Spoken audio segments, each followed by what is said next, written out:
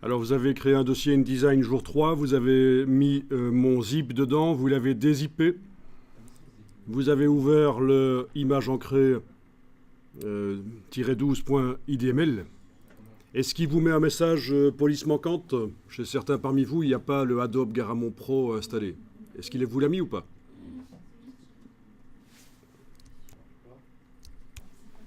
Bon, alors il faut que je vous explique quelque chose sur le PC. Quand vous avez un zip, quand vous double-cliquez sur lui, vous voyez ce qu'il y a à l'intérieur, mais ce n'est pas utilisable complètement. Il faut absolument dézipper. Et ça se fait en faisant un clic droit. Et vous avez sans doute dans le menu, quand vous cliquez sur le zip, vous avez sans doute quelque chose qui s'appelle 7-zip décompressé, ou vous voyez, pour arriver à dézipper. Donc faites gaffe à ce piège dans Windows. On a l'impression qu'il n'y a pas besoin de décompresser. On double-clique sur le zip, on voit ce qu'il y a à l'intérieur, mais les logiciels ne le voient pas en fait, c'est ça le problème. Tout ce qu'il y a à l'intérieur, les icônes, les fichiers à l'intérieur du zip, si vous ne le décompressez pas, vous arrivez à visualiser ce qu'il y a dedans, mais les logiciels, eux, ne le voient pas. Donc dézipper absolument. Voilà, donc faire du remplacement de police, ou alors vous essayez ceci. Vous, dans le dossier décompressé, vous ouvrez le dossier Document Fonts et vous double-cliquez sur Adobe Garamond Pro Regular. Et alors, apparemment, on vient de vérifier sur Windows, il vous ouvre la police, il vous montre à quoi elle ressemble, et puis il y a un petit bouton Installer. Et donc, la fois suivante, quand vous allez ouvrir le document InDesign, il est possible que les problèmes de police soient résolus, puisque la police manquante sera en fait installée. Donc, ça a fonctionné, vous avez installé la police, et vous n'avez plus de problème de police de caractère, super. Par contre, vous avez un message qui vous indique qu'il y a 2 liens qui sont manquants. Alors, je vais expliquer d'où ça vient. Et pour ça, je vais... Donc je vous montre, je réouvre le document qui se trouve dans mon dossier d'hier. Alors, si je vais voir ça, est-ce qu'on a 2 images sur le côté? Tiens, où sont-elles en fait?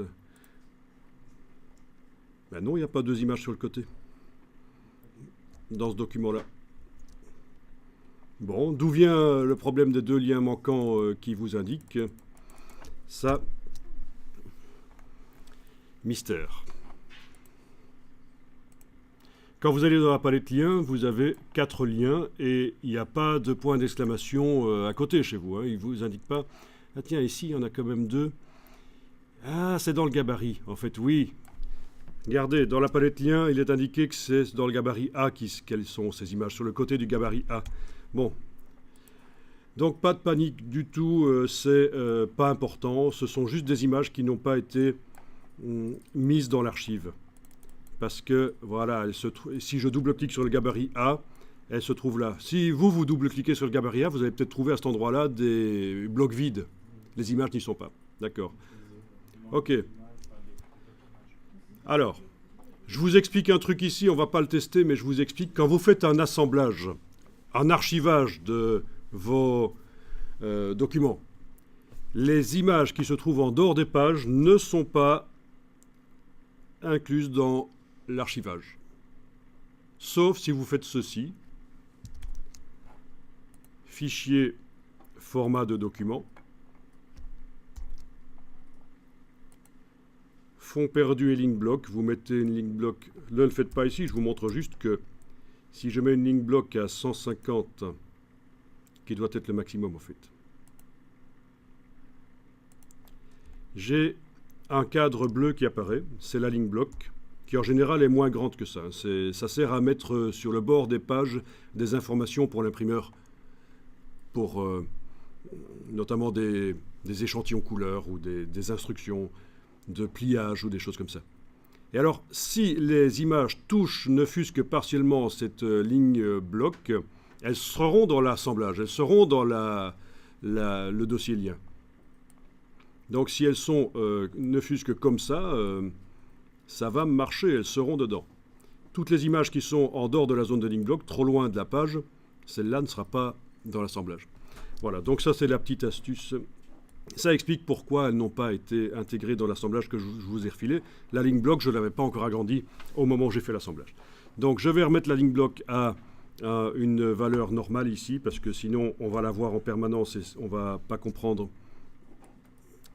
Voilà, 0.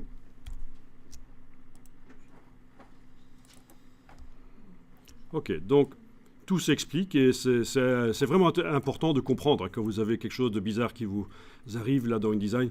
C'est intéressant de comprendre pourquoi. Donc les deux liens manquants, c'est ces deux liens qui sont sur le bord du gabarit. Donc peu importe, vous avez bien 4 images qui ont été transférées.